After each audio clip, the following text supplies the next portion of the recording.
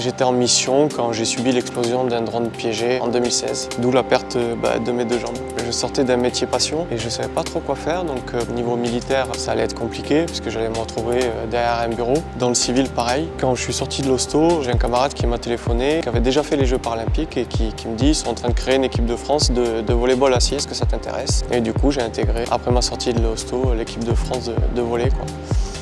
Ce qui me plaît dans le volley assis, déjà le fait de ne pas être en fauteuil roulant, on est assis par terre. C'est un sport de groupe, tu vois, c'est la cohésion. C'est un peu les valeurs aussi qu'on retrouvait à l'armée en groupe action.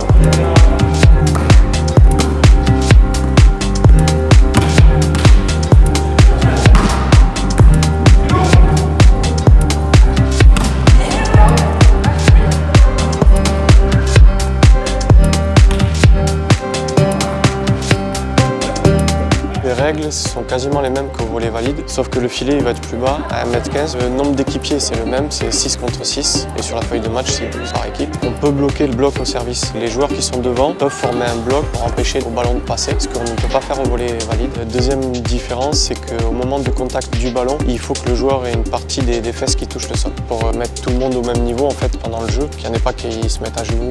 Voilà. Le handicap des joueurs équipe de France, la plupart sont amputés membres inférieurs ou une déficience sur les membres inférieurs. C'est quand même plus pratique de pouvoir jouer au ballon avec ses 2 mains. Il y en a qui arrivent quand même,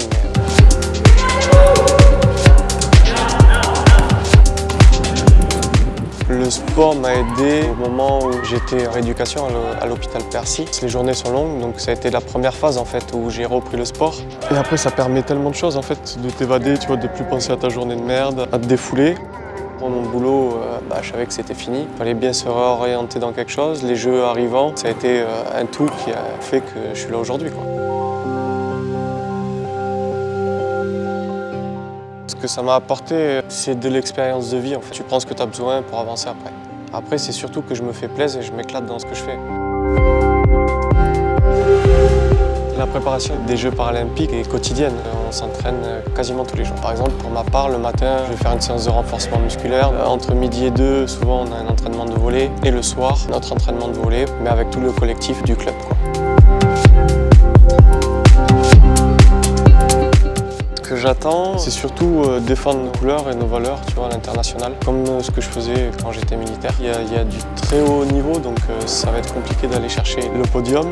Et le but après, c'est de donner le meilleur de nous-mêmes et montrer que même si on n'est pas les meilleurs, on lâchera rien.